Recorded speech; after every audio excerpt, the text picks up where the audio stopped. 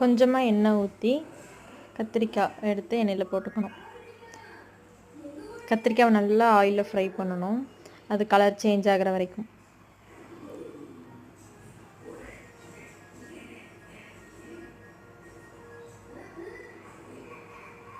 அது ப்ரௌன் கலராக சேஞ்ச் ஆனதுக்கப்புறம் அதை தனியாக ஒரு பிளேட்டில் நம்ம மாற்றிக்கலாம்.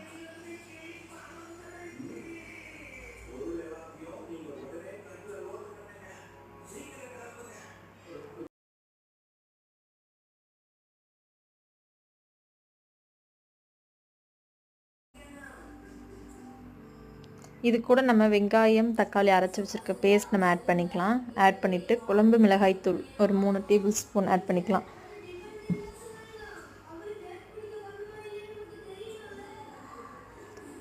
இதை நல்லா வதக்கிக்கணும்.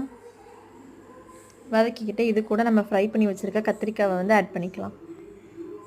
கொஞ்சமாக தண்ணி சேர்த்து நல்லா கலந்துக்கோங்க. அதுக்கப்புறம் இது கூட புளிக்கரைசல் கொஞ்சம் நம்ம ஆட் பண்ணிக்கலாம்.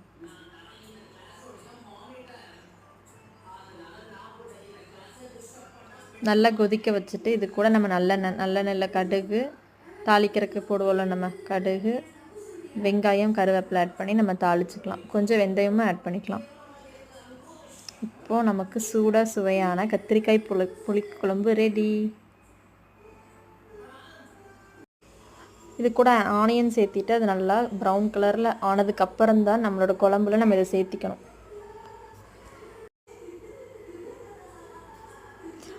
அவ்வளோதாங்க. இதை எடுத்து குழம்புல ஊற்றிக்கிட்டா நம்மளோட சூடான சுவையான கத்திரிக்காய் புளிக்குழம்பு ரெடி. இது சாப்பாடு கூட வச்சு சாப்பிட்டா டேஸ்ட் ஓஹோ.